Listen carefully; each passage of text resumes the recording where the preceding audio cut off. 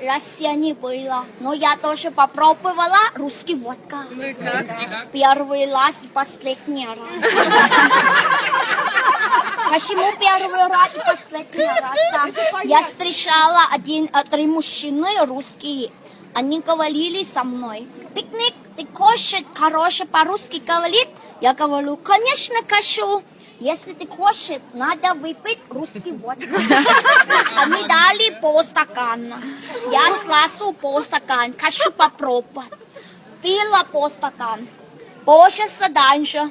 По-русски, по-тайски, по-английски забыла. Не умею. Голова болела. Лицо поменялось, свет гаснет.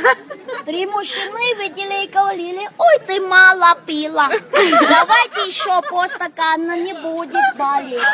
Я говорю: еще полстакана, не буду болеть. Правильно, буду умирать.